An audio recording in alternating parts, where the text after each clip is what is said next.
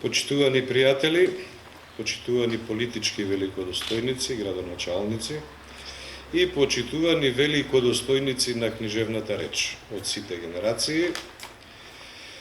Најпрвен сакам да ве поздравам и да кажам дека доаѓа време кога човек сваќа дека постепено заминува од книжевната сцена на еден сјаен начин. На тој начин што остава зад себе писатели кои не само што не ги одминуваат неговите дела и другите дела од традицијата, туку ги надминуваат. Ние вечерва присуствуваме на еден исклучителен книжевен настан, а тоа е оваа антологија која има многу убав поетски наслов, познат поетски наслов, Ветерот носи убаво време, антологија која се обидува да ни представи една нова генерација во македонската книжевност со еден сосема нов сензибилитет и со едно ново чувствување на светот. Значи, ова антологија ја промовирам еден ден по мојот роден ден, во што наоѓам некоја символика. На некој начин, навлегувајќи во 40 и таа година од животот, работите на македонската литературна сцена веќе не се онакви какви што биле пред тоа, или барем како што јас и многумина мои, за жал, полуинформирани колеги мислеле дека работите се такви какви што се. Се подсетувам на онаа прочуена мисла на Мирослав Крлежа, кој што од прилика на мои години ја изговори реченицата: ние не си заминуваме, младите не туркаат. Но, кога младите не туркаат, тие може да не турнат само напред, се надевам не во амбис. Затоа што оваа антологија, која носи еден убав, парадигматичен наслов, како што рече мојата колешка, Ветерот носи убаво време. Ветерот носи убаво време, ама ветерот има и една бесплатна санитарна функција. Ветерот го чисти и ѓубрето од културната сцена. Така што јас на овие млади мои колеги им посакувам на вистина да си ја исполнат својата мисија, да си ја исполнат својата функција, пред се да се надминат себе си во она што го работат, а се разбира преку тој ветер не само да ни донесат убаво време, туку да донесат и известно прочистување на нашиот културен простор. Составувачите на оваа антологија, која представува 35 писатели, ние ги викаме млади. Јас тука ќе се направам една мала дигресија. Јас бев млад до пред некоја година, а веќе почнав да носам социјални заби, како што велат, нели, со оние сини картончиња. Значи, младоста е доста релативна работа во литературата. Нив ги именуваат како млади, меѓутоа јас од нивните биографии забележувам дека тие веќе имаат и по 30 на години.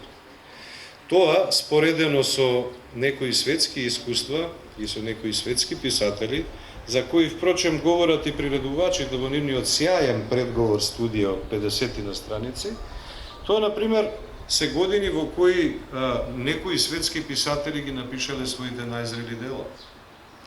Најрадикален пример е примерот со Артур Рембо, кој, ако не се лажам, до 19-та година ги напиша сите своји дела.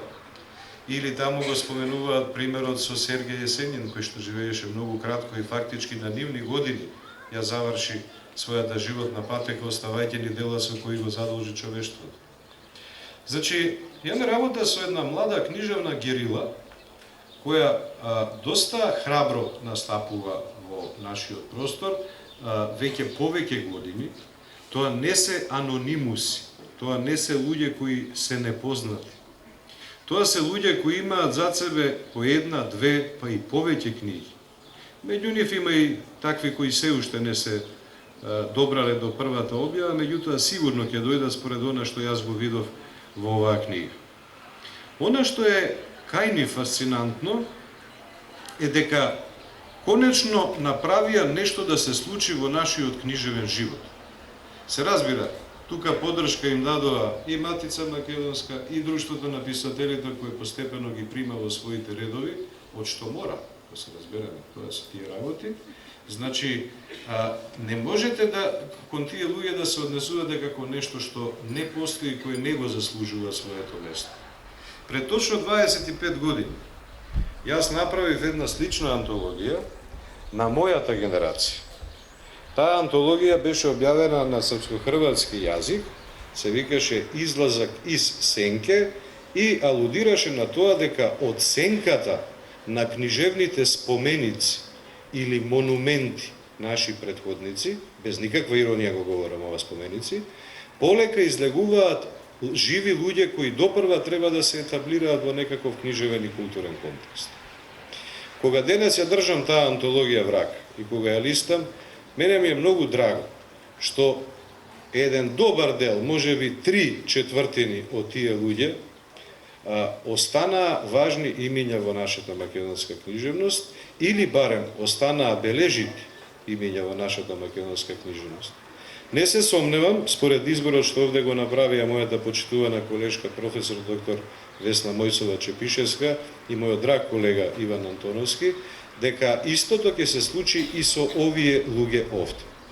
Внимавајте, тоа се 35 писатели, јас пресметав дека ако за секого кажам по 5 минути, тоа ќе трае отприлика 175 минути, а како што кажа градоначалникот, цитирајќи го Достоевски, не би било умно да зборувам толку за нешто што е целосно видливо и за нешто што секој од вас ќе го има врака и ќе го почувствува.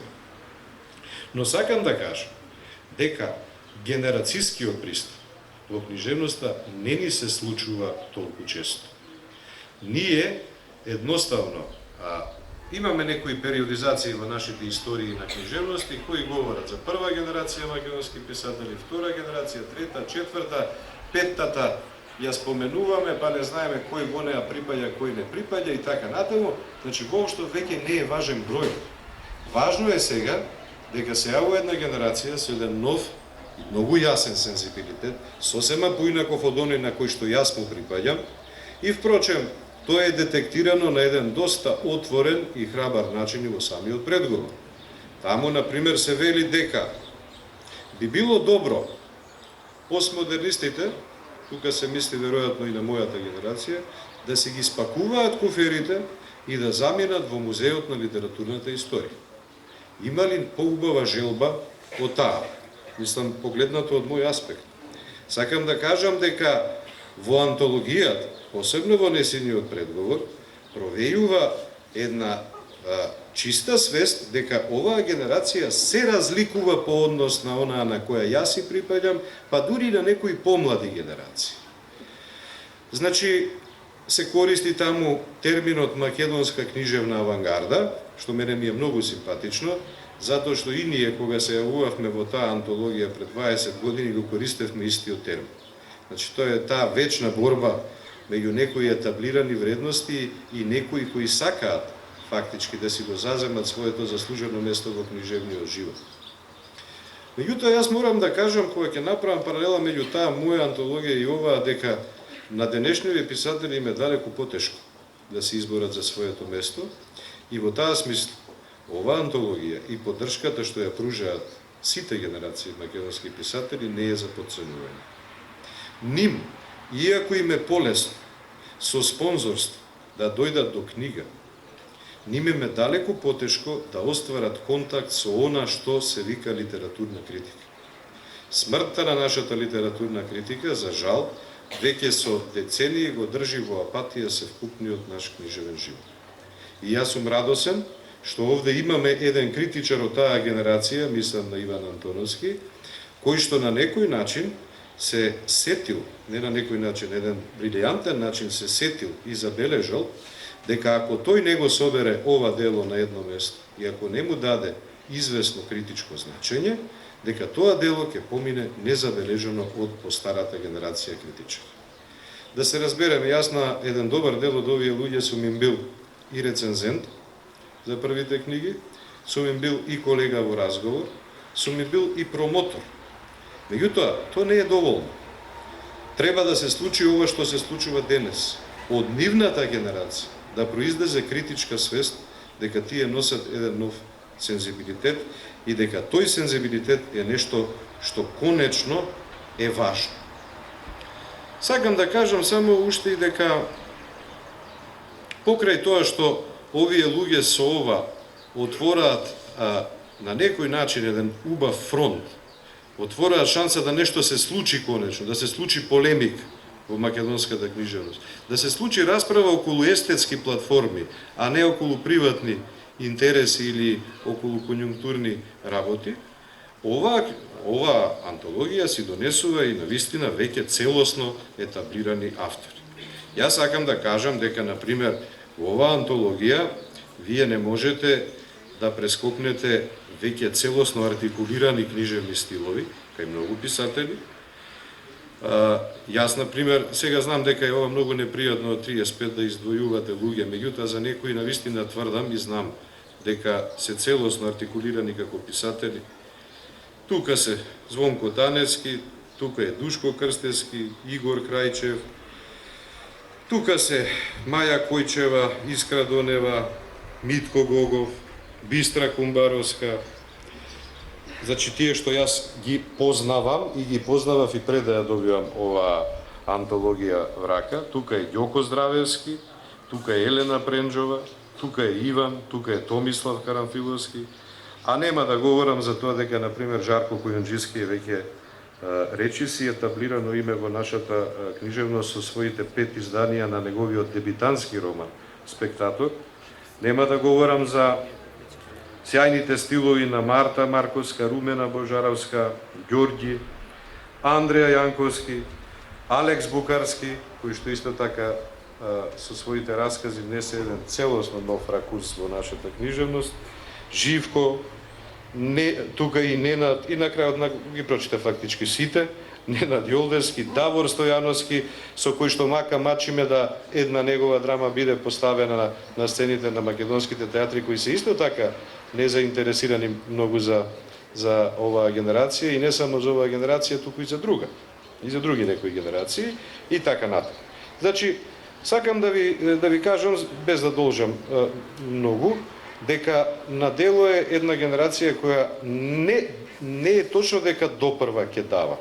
Таа има дадено, меѓутоа тоа не е вреднувано во на културна светлина или во оној културен контекст кој што бевме должни да го изградиме како македонци, посебно по осамостојувањето, затоа што ни се случува некои од овие автори да се повеќе преведувани во странство одошто кај нас во Македонија.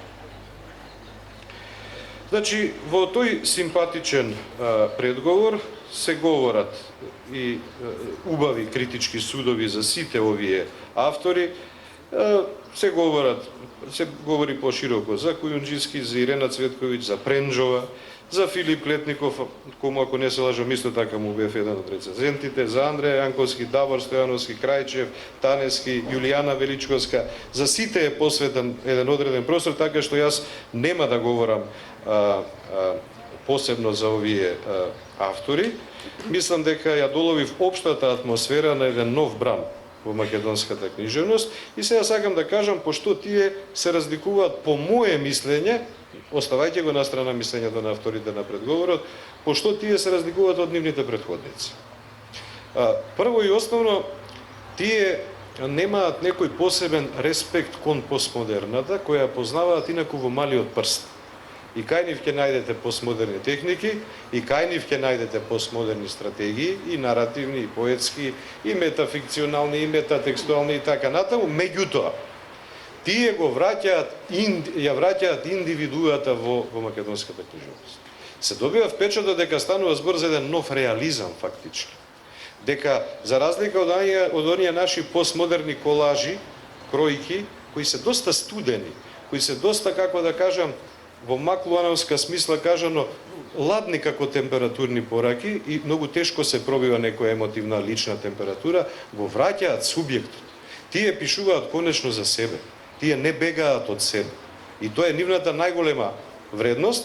Јас морам да кажам дека тоа го чувствувам веќе 10 години преку нивните ракописи што доаѓаат на мојата маса, и сакам да кажам дека и од нив учам, па се трудам барем во последните мои дела, во Вештица и во онаа драма Генетика на кучињата, да не бегам од себе и од своето време. Значи, додека сум со нив, морам да го следам и пулсот на нашето време преку нив, затоа што сум убеден дека тие подобро ги чувствуваат потресите од што јас, кој припаѓам на една друга, веќе етаблирана генерација. За крајот, сакам само да им честитам на храброста, да им честитам на тоа што се сдружија заедно како генерација, иако повторувам, тие немаат една иста заедничка поетика. Тие си имаат индивидуални стилови, целосно се различни, а тоа ќе го видите и од читањето. И сакам само да се осврнам на еден дел од нивниот предговор, односно од предговорот, каде што мене непријатно ми звучи една реченица која гласи вака: затоа веќе треба да бидеме подготвени за тоа дека некои од младите поети родени во предпоследната деценија на минатото столетие во текот на следните 2 децении, во заграда можеби, тоа ми пречи, ќе напише стихозбирка што ќе го повтори успехот на Преместен камен од Никола Маџиров, а и за тоа дека некои од младите прозаисти родени во истиот период во заграда можеби, тоа ми пречи, ќе напише прозно дело што ќе го повтори успехот на папокот на светот од Венко Андоновски или на разговор со Спиноза и сестрата на Зигмунд Фројд од Гоце Смилевски. А зошто не и да ги надмине? Јас во оваа реченица гледам една симпатична почит кон мене и кон споменатите колеги, која е целосно непотребна. Во книжевност не треба да ги надминете вашите претходници. Вие не треба ни да ги одминете. Вие треба да се надминете себе си. Затоа што додека пишувате како Венко, Гоце, Никола, вие не пишувате како себе. Вие се наоѓате во една самоизмама, а јас тврдам дека во оваа антологија најголемиот дел од застапените веќе пишуваат како себе. Така што нема потреба од таков страф и од надминување. Секој има свој внатрешен врв кој треба да си го надмине и тоа е она што него ќе го направи писат. А сето друго, драги мои помлади колеги, се обични цифри и се обични режии на стварност. Знаете што значи да се биде најчитан автор? Сега ќе ви раскажам како се станува најчитан автор. Кога излезе, и со тоа ќе завршам, кога излезе мојата книга Фрески и гротески, за мене никој во Македонија, освен мајка ми и татко ми и моите професори, не знаеше дека пишувам книжевност.